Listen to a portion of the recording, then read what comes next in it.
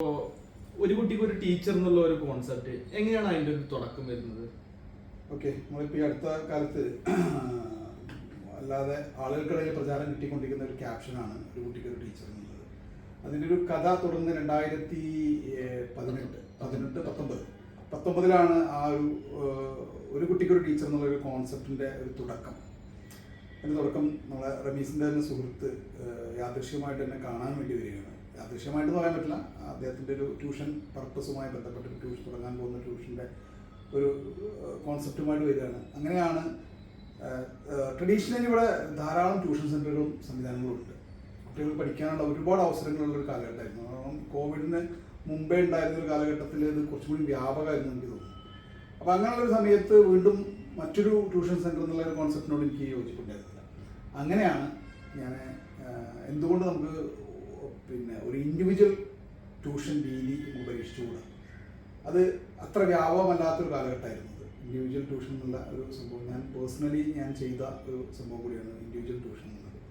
അങ്ങനെ ആണ് റമീസിൻ്റെ സുഹൃത്തിനോട് ഞാൻ ഈ ഒരു കോൺസെപ്റ്റ് പറയുന്നത്. അവിടെ നിന്നാണ് നമ്മൾ ഒരു കുട്ടിക്കൊരു ടീച്ചർ എന്നുള്ള ഒരു കോൺസെപ്റ്റിനെ ഡെവലപ്പ് ചെയ്യുന്നത്. കാലക്രമേണ ആ ഒരു കോൺസെപ്റ്റ് ജനങ്ങൾക്കിടയിൽ ശ്രദ്ധിക്കപ്പെടുകയും പിന്നീട് പല സ്ഥാപനങ്ങളും ആ ഒരു കോൺസെപ്റ്റിന് പിന്നാലെ പോവുകയൊക്കെ ചെയ്തെങ്കിലും അൽബിഡോ ഇന്നും ആ ഒരു കോൺസെപ്റ്റിൽ വളരെ ശ്രദ്ധേയമായ മുന്നേറ്റം നടത്തിക്കൊണ്ടിരിക്കുകയാണ്. ഇപ്പോൾ അതിനുശേഷം ആ ഒരു കോൺസെപ്റ്റും ആ ഒരു സംഭവമൊക്കെ ഉയർന്നു വരുന്ന ആ ഒരു കാലഘട്ടത്തിലാണ് എൻ്റെ തുടക്ക സമയത്ത് തന്നെ റമീസ് എന്ന ചെറുപ്പക്കാരൻ ഈ ഒരു രംഗത്തേക്ക് കടന്നു വരികയാണ്. അൽബിഡോയുടെ അമരക്കാരനായിട്ട് അദ്ദേഹം മാറുകയാണ്.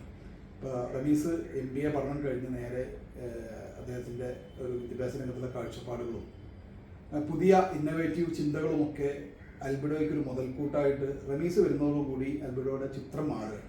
പിന്നീടുള്ള കഥ എനിക്ക് തോന്നുന്നു എന്നെക്കാളും നന്നായിട്ട് എനിക്ക് ആ ഒരു കോൺസെപ്ഷ്യൽ ലെവലിലുള്ള കോൺട്രിബ്യൂഷനാണ് അൽബിഡോയ്ക്ക് തരാനുള്ളത്.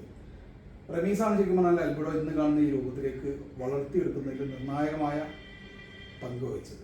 ഇനി ആ ഒരു കഥ പറയാനേ എന്നെക്കാൾ യോഗ്യൻ റമീസാണ്. റമീസിനെ ആ ഒരു കഥയ്ക്ക് വേണ്ടി ക്ഷണിക്കുന്നത്. Thank you Jafar Khan. 2019 നമുക്കറിയാം, നമ്മളൊരു MBA കഴിയുമ്പോൾ നമുക്ക് ഒരു ഓണ്ടർപ്രണർ ആവണം എന്നുള്ളൊരു ആഗ്രഹത്തിൻ്റെ പുറത്താണ് ഞാൻ MBA എടുത്തിട്ടുണ്ടായിരുന്നത്. അങ്ങനെ എൻ്റെ സുഹൃത്ത് എനിക്കൊരു അവസരം തരുന്നത്, നമുക്ക് ഇങ്ങനെ ഒരു ബിസിനസ് ഓപ്പർച്യൂണിറ്റി ഉണ്ട്. ട്രഡീഷണൽ ആയിട്ടുള്ള ഒരു ട്യൂഷൻ മെത്തേഡ് തന്നെയായിരുന്നു അന്നത്തെ ഒരു പ്ലാൻ ഉണ്ടായിരുന്നത്. അപ്പോൾ അന്ന് നമ്മൾ ഡിസ്കസ് ചെയ്യുമ്പോൾ നമുക്കൊരു ബാച്ച് ട്യൂഷൻ വരാൻ അടുത്ത അക്കാദമിക് ഇയറിലേക്ക് വെയിറ്റ് ചെയ്യും വേണമല്ലോ. അപ്പോഴാണ് നമ്മൾ ഈ അൽബിഡോ എന്നുള്ളൊരു കോൺസെപ്റ്റ് ഓൾറെഡി ജാഫർക്ക എൻ്റെ സുഹൃത്ത് വരുമ്പോൾ സംസാരിച്ചിട്ടുണ്ടായിരുന്നു. അപ്പോൾ ജാഫർക്ക പറഞ്ഞ പോലെ തന്നെ ഒരു കുട്ടിക്ക് ഒരു ടീച്ചർ എന്നുള്ളൊരു ക്യാപ്ച്വൽ ഇൻഡിവിജ്വൽ ട്യൂഷൻ എന്തുകൊണ്ട് പരീക്ഷിച്ചുകൂടാ എന്നുള്ളൊരു ആ ഒരൊറ്റ വാക്കാണ് നമ്മളെ ഇതിലേക്ക് കൂടുതലായിട്ട് ഇന്നോവേറ്റീവ് ആയിട്ട് ചിന്തിക്കാനും നല്ല രീതിയിലേക്ക് പോകാനും. ബാച്ച് ട്യൂഷൻ തന്നെയാണ് നമ്മൾ പ്ലാൻ ചെയ്തിട്ടുണ്ടായത്. അങ്ങനെ തന്നെയാണ് പ്ലാൻ ചെയ്തിട്ടുണ്ടായത്. കാരണം നമ്മൾ 2019 സെപ്റ്റംബർ ആരംഭിക്കുന്ന സമയം എന്ന് പറഞ്ഞു കഴിഞ്ഞാൽ ഓൾറെഡി അക്കാദമിക് ഇയറിന്റെ എൻഡ് ആയിട്ടുണ്ട്. അപ്പൊ നമ്മൾക്ക് ആ സമയത്തുള്ള വരുമാന മാർഗം എന്ന് പറയുന്നത് ഇൻഡിവിജ്വൽ ട്യൂഷൻ തന്നെ ആവണം. ഒരു വരുമാന മാർഗം ഇല്ലാത്ത സമയമാണ് ബാച്ച് ട്യൂഷൻ വരുന്നത്. ഈ പിന്നെങ്കിൽ ഒരു എക്സാമിന്റെ സമയം ആകുമ്പോഴത്തേന് നമുക്ക് ക്രാഷ് കോഴ്സ് ഒക്കെ കൊടുക്കാൻ പറ്റുള്ളൂ. അപ്പൊ നമ്മളിങ്ങനെ ആലോചിക്കുമ്പോൾ നമുക്ക് ആ സമയത്ത് തന്നെ നമ്മളിങ്ങനെ കുറച്ച് കാര്യങ്ങൾ ചെയ്യുമ്പോൾ തന്നെ ജാഫർ സാർ പറഞ്ഞ സ്ഥിതിക്ക് ഞങ്ങൾ കുറച്ച് മാർക്കറ്റ് ചെയ്തപ്പോൾ തന്നെ നമുക്ക് മനസ്സിലായി സൊസൈറ്റിയിൽ ഒരു ഇൻഡിവിജ്വൽ ട്യൂഷന് വളരെയധികം ഇമ്പോർട്ടൻസ് ഉണ്ട്.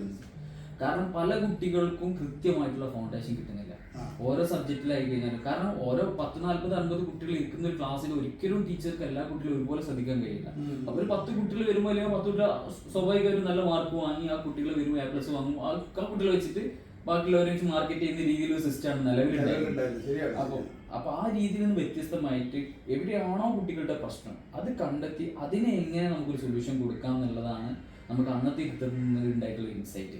അതിന്റെ ബാക്കിൽ നിന്നായിട്ട് നമ്മൾ ഏകദേശം 5000-ലധികം കുട്ടികൾക്ക് ക്ലാസ് കൊടുത്തു. പക്ഷെ അതിനുള്ളിൽ പറയണമെങ്കിൽ കുറെ പ്രശ്നങ്ങൾ നമുക്ക് ഉണ്ടായിട്ടുണ്ട്. കൊറോണ വന്നു, ഓഫ്ലൈൻ ക്ലാസ്സുകളായിരുന്നു നമ്മൾ പ്രൊമോട്ട് ചെയ്തിട്ടുണ്ടായിരുന്നത്. അതിന് നമ്മൾ ഫ്രാഞ്ചൈസി മോഡൽ പരീക്ഷിച്ചു, നമുക്ക് കുറച്ച് ഫെയിലിയേഴ്സ് അല്ലെങ്കിൽ പരാജയങ്ങൾ സംഭവിച്ചു. അതിന് ഓൺലൈനിലേക്ക് ഷിഫ്റ്റ് ചെയ്തു. ആക്ച്വലി പരാജയങ്ങൾ എന്ന് പറയാൻ ഞാൻ ഇഷ്ടപ്പെടുന്നില്ല, കാരണം അത് അനുഭവങ്ങളാണ്. ഒരുപാട് ബിസിനസ് രംഗത്തുള്ള ആളുകളിലൂടെ സഞ്ചരിക്കാൻ ഇടവന്ന ഒരാളെന്നവർക്ക് ഇത് ഒരു പക്ഷേ നമ്മളെ ഒരുപാട് വേദനിപ്പിച്ചിട്ടുണ്ടാവാം, നമുക്ക് ഒരുപാട് പ്രയാസം, പക്ഷെ അത് അനുഭവങ്ങളായി. തീർച്ചയായും അതിന്റെ റിസൾട്ട് എനിക്ക് തോന്നുന്നു റമീസ് എൻജോയ് ചെയ്യുന്നുണ്ട്. അത് നമുക്ക് ആ പരാജയങ്ങളാണ് നമ്മൾ തിരിച്ചറിയുന്നത്. കാരണം നമ്മളെ കൃത്യമായിട്ട് ഉണ്ടാക്കിയ ഒരു ഫൗണ്ടേഷൻ ഉണ്ടായിട്ടുണ്ട്. കാരണം നമ്മളെ പരിചയം ഇപ്പൊ നമുക്കറിയാം ഡോക്ടർ എന്നുള്ള ബിസിനസ് കമ്മ്യൂണിറ്റി അതിൽ നിന്ന് കിട്ടിയിട്ടുള്ള ഇൻസൈറ്റ് എന്ന് പറഞ്ഞു കഴിഞ്ഞാൽ ഞാനറിയാം, ഞാൻ അന്നൊന്നും അത്രയും വാല്യൂ കൽപ്പിച്ചിട്ടില്ല, പക്ഷെ അത് എനിക്ക് അന്ന് ഉണ്ടാക്കിയിട്ടുണ്ട്. പിന്നീടാണ് അതിൽ നിന്ന് അന്ന് കിട്ടിയ കുറെ ആളുകള്, അന്ന് കിട്ടിയ നെറ്റ്വർക്ക്, അന്ന് കിട്ടിയ അത് ഇന്നും എനിക്ക് എന്റെ ബന്ധങ്ങളെ ഒരു ഫാമിലിയെ പോലെ ഇന്നും എന്ത് ചെയ്യുന്നുണ്ട്, പല കാര്യങ്ങളൊക്കെ എനിക്ക് ഉപയോഗപ്പെടുത്താൻ പറ്റുന്നുള്ളതാണ്. വലിയൊരു വിഷമം ഒരു പ്രയാസം വരുമ്പോൾ, ഒരു സംശയം വരുമ്പോൾ ഒന്ന് ചോദിക്കാൻ എനിക്ക് നെറ്റ്വർക്ക് ഉണ്ട്. ഞാൻ വളരെയധികം എൻജോയ് ചെയ്തൊരു വർക്കും കൂടിയായിരുന്നു. കാരണം വെച്ചാൽ ഒന്നാമത് എഡ്യൂക്കേഷൻ, ഞാൻ ഒരു BEd ഹോൾഡർ എന്ന നമുക്ക് എഡ്യൂക്കേഷൻ രംഗത്ത് എനിക്ക് ഒരുപാട് കാര്യം ചെയ്യണം എന്ന് താല്പര്യമുണ്ട്. അപ്പം നമുക്ക് നമ്മളുടേതായ മേഖലയുമായിട്ട് മുന്നോട്ട് പോകുമ്പോൾ കുറേ പരിമിതികളുണ്ട്. അപ്പോഴാണ് നിങ്ങൾ റമീസിനെ പോലത്തെ വളരെ ചുറുചുറുക്കുള്ള ചെറുപ്പക്കാരി രംഗത്തേക്ക് വളരെ പാഷനേറ്റ് ആയിട്ട് വരുന്നത്. കാരണം എൻ്റെ മനസ്സിലുള്ള എന്താണോ അത് കൃത്യമായിട്ട് ഇംപ്ലിമെന്റ് ചെയ്യാൻ കഴിയുന്ന ഒരു ടീം എനിക്ക് കിട്ടിയ പോലെ എനിക്ക് ഫീൽ ചെയ്തിട്ടുണ്ട് സത്യത്തിൽ. കാരണം അത്രയ്ക്കും എഡ്യൂക്കേഷൻ രംഗത്ത് റെവല്യൂഷൻ കൊണ്ടുവരുന്ന രീതിയിൽ കുട്ടികളെ അറിഞ്ഞ്, കാരണം ഞാൻ ആൽബിഡോയുടെ ഓരോ പ്രവർത്തനങ്ങളും ഞാൻ കാണുന്നൊരു ബ്യൂട്ടി എന്താണെന്ന് വെച്ച് കഴിഞ്ഞാൽ ഓരോ കുട്ടീനെ അറിഞ്ഞിട്ടാണ് നിങ്ങൾ കൈകാര്യം ചെയ്യുന്നത്.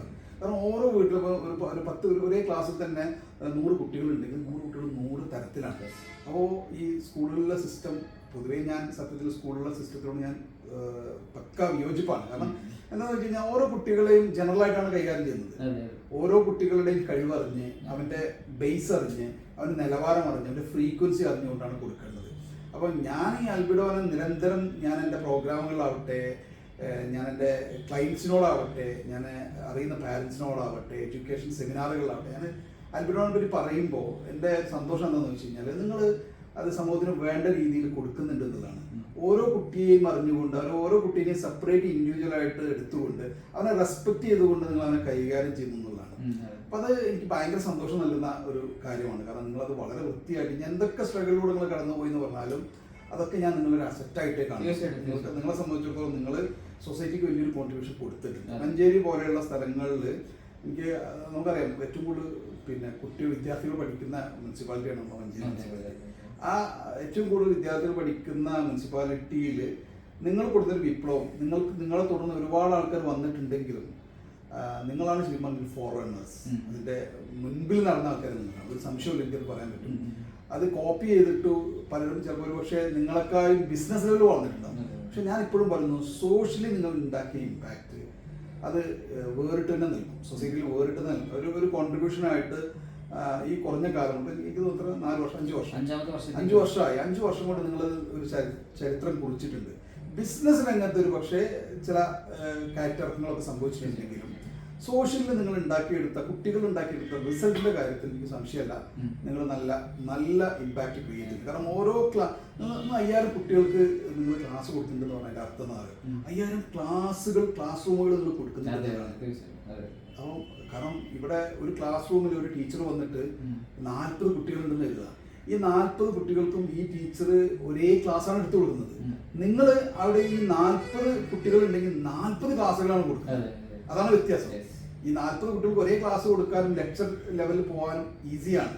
പക്ഷേ ഒരു കുട്ടിയെ ഇൻഡിവിജ്വലായിട്ട് ഇടപഴകുമ്പോൾ ആ കുട്ടിയുടെ പ്രശ്നം ആ കുട്ടി പറയുന്നത് ഞാൻ ഇതാണ് സർ. അപ്പം ഒരു ടീച്ചർ എന്നുള്ളതിലപ്പുറം ഒരു മെന്റർ എന്നുള്ള രൂപത്തിൽ നിങ്ങൾ ടീച്ചേഴ്സിനെ മാറ്റി എന്നുള്ളത്, ഇതാണ് ശരിക്കും കുട്ടികൾ ടീച്ചർ എന്നുള്ള ഒരു കോൺസെപ്റ്റിന്റെ ഏറ്റവും വലിയ പ്രാധാന്യം ഇവിടെ.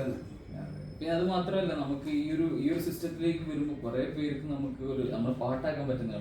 അപ്പം പല രീതിയിൽ നല്ല ക്വാളിറ്റി ആയിട്ടുള്ള ടീച്ചേഴ്സിന് തന്നെ അവരെ നമ്മൾ അസോസിയേറ്റ് ചെയ്യാനും അത്തരത്തിലൊരു നെറ്റ്വർക്കിലേക്ക് നമുക്ക് പോകാനും കഴിയും എന്നുള്ളതാണ്. കാരണം സ്കാറ്റേഡ് ആയി നിൽക്കുന്ന ടീച്ചിങ് കമ്മ്യൂണിറ്റിനെ നമ്മൾ ഒരുമിച്ച് കൊണ്ടുവന്ന് നമ്മൾ ട്രെയിനിങ് കൊടുത്ത് നമ്മുടെ സിസ്റ്റത്തിലേക്ക് അവർ കൊണ്ടുവന്നു എന്നുള്ളതാണ്. അപ്പൊ അത്രയും ആളുകൾക്ക് ഈ സൊസൈറ്റിയിൽ ഒരു ഓപ്പർച്യൂണിറ്റി മീൻസ് അവർക്കൊരു ബിസിനസ് അല്ലെങ്കിൽ അവർക്കൊരു ജോലി അവസരം കൂടെ നമ്മളിലൂടെ കൊടുക്കാൻ പറ്റും. അത് വേറെ ഇമ്പാക്ട് ആണ്. ഒരു എന്താ പറയാ, നമ്മൾ തുണി അലക്കുമ്പോൾ കൈ വൃത്തിയാവും, തുണി വൃത്തിയാവും എന്ന് പറഞ്ഞാൽ ഇതിന്റെ കൂടെ തന്നെ കിട്ടുന്നൊരു ഇതാണ്. എന്താ പറയുക, ഇതൊരു പാഷനേറ്റ് ആയിട്ടുള്ള കാര്യം ആയതുകൊണ്ടാണ്. പക്ഷെ അതില് ചോദ്യം ചോദിച്ച് രീതിയിലായി. കാരണം വെച്ചാൽ ഞങ്ങൾ ഞാനാണെങ്കിലും എഡ്യൂക്കേഷൻ രംഗത്ത് എനിക്ക് പാഷനാണ്, അതേപോലെ പാഷനേറ്റ് ആയിട്ടുള്ള ആളാണ് റമീസും. അപ്പൊ അതുകൊണ്ടാണ് ആ ഒരു വിഷയം പറഞ്ഞപ്പോൾ ഒരു കുട്ടിക്കൊരു ടീച്ചർ എന്നുള്ളത് ശരിക്കും പറഞ്ഞാൽ റിയലൈസ്ഡ് ആയി. ഓക്കെ, പക്ഷെ അത് വളരെ സന്തോഷമുള്ളൂ. പല സ്ഥാപനങ്ങളും അത് കോപ്പി ചെയ്ത് അവരും അതിനെ അനുകരിച്ചുകൊണ്ട് മുന്നോട്ട് പോകുന്നതിൽ എനിക്ക് സന്തോഷം. കണക്കിന് നമുക്കും മീൻസ് ഇതിനൊരു ആളുകളിലേക്ക് എത്തിക്കാൻ പറ്റിയ കോൺസെപ്റ്റ് ആളുകൾക്ക് എത്തിക്കുന്നുണ്ട്. അപ്പൊ നമുക്കത് ഫെമിലിയർ ആവുമ്പോഴത്തേക്കുള്ള ഒരു അഡ്വാൻറ്റേജ് അത് സംഭവം ആളുകൾ ഏറ്റെടുക്കുന്നതോടുകൂടി തന്നെ നമുക്ക് ഒരു കുട്ടിക്ക് ഒരു ടീച്ചറോ എന്നുള്ള രീതിയിൽ അതെല്ലാവരും ഫെമിലിയർ ആയിപ്പോ അതാണ് അത് ആളുകൾ ഒരു കാലത്ത് പാരന്റ്സ് ബാക്ക് ഒരു കുട്ടി നടക്കുന്ന കാര്യം ടീച്ചർമാർക്ക് ഉൾക്കൊള്ളാൻ കഴിയില്ല. അതെ അതെ, ഇത് എഡ്യൂക്കേറ്റ് ചെയ്യിപ്പിക്കാൻ വേണ്ടിട്ട് നമുക്ക് കുറെ സ്പെൻഡ് ചെയ്യേണ്ടി വന്നിട്ടുണ്ട് അന്ന്. പക്ഷെ ഇതിപ്പോ അത് നമ്മൾ നോർമൽ ഒരു ട്യൂഷൻ പോലെ അല്ലെങ്കിൽ നോർമൽ ഒരു ലേണിംഗ് സിസ്റ്റം പോലെ മീൻസ് ആളുകളിലേക്ക് എത്തി. ആളുകൾ ഇപ്പൊ ഇതിന് ഫെമിലിയർ ആയി. ഇത് ഒരു നമ്മുടെ ജീവിതത്തിന്റെ ചില സ്ഥാപനങ്ങൾ ഈ പേര് രജിസ്റ്റർ ചെയ്യാനുള്ള ശ്രമം പോലും നടത്തിയിരുന്നു. അന്ന് ഞാൻ റമീസിന് അറിയാമെന്ന് അറിയില്ല, ഞാനൊരു ട്രോളൊക്കെ ഉണ്ടാക്കി. ഓക്കെ ഓക്കെ, അത് ആളുകൾ ഒന്നുമില്ല, നമ്മള് ഒരു കോൺസെപ്റ്റ് ഡെവലപ്പ് ചെയ്യാൻ ഒരു സുപ്രഭാതത്തിൽ ഉണ്ടാവുന്നതല്ല. ഒരു കോൺസെപ്റ്റ് ഡെവലപ്പ് ചെയ്യാന്ന് പറഞ്ഞാല് ശരിക്കും പറഞ്ഞാല് റമീസിനെ പോലുള്ള ആളുകളുടെ ചിന്തയിൽ നിന്നും വരുന്ന ഒരു സംഭവത്തിനെ നമുക്ക് ഒരു കോൺസെപ്റ്റ് ആയിട്ട് അതിന് മാറ്റണം. അല്ലാതെ വെറുതെ ഒരു ക്യാപ്ഷൻ ഉണ്ടാക്കിയിട്ട് അതിന്റെ പിന്നാലെ പോകുന്നതല്ല. നമ്മളൊരു ഫൗണ്ടറുടെ ഒരു സോഷ്യൽ റെവല്യൂഷനെ സാറ്റിസ്ഫൈ ചെയ്യുന്ന അല്ലെങ്കിൽ അതിനെ റിയലൈസ് ചെയ്യുന്ന ഒരു ക്യാപ്ഷൻ ഡെവലപ്പ് ചെയ്തിട്ട് അതിലേക്കാണ് നമ്മൾ ജനങ്ങളെ ക്ഷണിക്കുന്നത്. അത് സൊസൈറ്റിക്ക് കൊടുക്കുന്ന സാധനമാണ്. നമുക്കൊരു ഏതൊരു ബിസിനസ്സിനും ഒരു സോൾ ഉണ്ടാവും, ആത്മാവുണ്ടാവും. അൽബിഡോയുടെ സോൾ എന്ന് പറഞ്ഞാൽ അതാണ് ഒരു കുട്ടിക്ക് ഒരു ടീച്ചർ എന്നുള്ളത്. അതിനിപ്പോൾ ഏത് തരത്തിൽ ഏത് രീതിയിൽ ഏത് സ്റ്റൈൽ വന്നാലും ഈ ഒരു സോൾ ബേസ് ചെയ്തിട്ടാണ് നമ്മൾ ആ കുട്ടിയുടെ ഉള്ളു അറിഞ്ഞിട്ടാണ് എന്ത് ചെയ്യുന്നത്, ഇവർ ക്ലാസ് കൊടുക്കുന്നത്. അതുകൊണ്ടാണ് ഒരു കുട്ടിക്ക് ഒരു ടീച്ചർ എന്നുള്ള ഒരു ക്യാപ്ഷൻ ഇത്രയേറെ പ്രാധാന്യം നമ്മൾ കൊടുക്കാനുള്ള കാരണം. അത് ചിലപ്പോൾ പല രീതിയിൽ കൊടുക്കുന്നുണ്ടാവും. ആ കുട്ടിക്ക് വേണ്ട രീതിയിൽ ചിലപ്പം ഗ്രൂപ്പ് ട്രെയിനിങ് ആവാം, അല്ലെങ്കിൽ വേറെ ഏതെങ്കിലും രൂപത്തിലും. പക്ഷെ ഒരു കുട്ടിക്ക് ഒരു ടീച്ചർ എന്നുള്ള രൂപത്തിൽ ഏത് കുട്ടീനെ ആ അൽബിഡോയിലേക്ക് വന്നാച്ചാലും അവിടുന്ന് ആ റിസൾട്ട് പ്രതീക്ഷിക്കാം, അല്ലേ? തീർച്ചയായിട്ടും പ്രതീക്ഷിക്കാം. കാരണം അല്ലെങ്കിൽ നമ്മൾ ആ കുട്ടിക്ക് ആ റിസൾട്ട് ഉണ്ടായിട്ടില്ല എന്നുണ്ടെങ്കിൽ റീഫണ്ട് വരെ നമ്മൾ കൊടുക്കുന്നുണ്ട്, ഫുൾ എമൗണ്ട് റീഫണ്ട് വരെ കൊടുക്കുന്നു. ആ രീതിയിൽ തന്നെയാണ് ആ സിസ്റ്റം വരുന്നത്. അപ്പൊ നമ്മള് ഈ ഒരു ഇത്രയും കാലത്ത് ഒരു ജേർണി എന്ന് പറഞ്ഞു കഴിഞ്ഞാൽ അതിൽ നമ്മളെ പ്രൊഫിറ്റ്സിനും പിന്നെ അതേപോലെ തന്നെ ടോപ്പ് 10 ബിസിനസ് കമ്മ്യൂണിറ്റിക്കും ഉണ്ടാക്കി നമുക്ക് കിട്ടിയിട്ടുള്ള ഒരു പ്രചോദനം എന്ന് പറഞ്ഞാൽ വലിയൊരു കാര്യം. കാരണം ബിസിനസിന്റെ ഒരു MBA എടുത്തിട്ടുണ്ടെങ്കിലും അതിൽ പ്രാക്ടിക്കൽ എക്സ്പീരിയൻസ് എന്ന് പറഞ്ഞു കഴിഞ്ഞാൽ റിയൽ ലൈഫ് എക്സ്പീരിയൻസ് തന്നെയാണ്.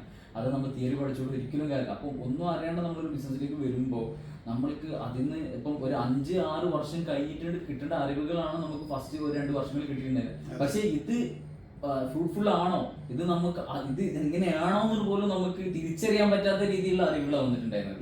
കാരണം അതിന്റെ ഒരു 5 വർഷം കഴിഞ്ഞ് ബാക്കോട് തിരിഞ്ഞു നോക്കുമ്പോഴാണ് അന്ന് കിട്ടിയിരുന്നതൊക്കെ ആ സംഭവം റിസൾട്ടുകളൊക്കെ നമുക്ക് വലിയൊരു സംഭവമായിരുന്നു. അതിന് കുറച്ചുകൂടി നമ്മൾ യൂസ്ഫുൾ ആയി ഉപയോഗിച്ചിരുന്നെങ്കിൽ നമുക്ക് അത് കുറച്ചുകൂടി നല്ല രീതിയിലേക്ക് എത്തിക്കാമായിരുന്നു എന്നൊക്കെ ഒരു തോട്ട് ഇപ്പം വരുന്നുണ്ട്.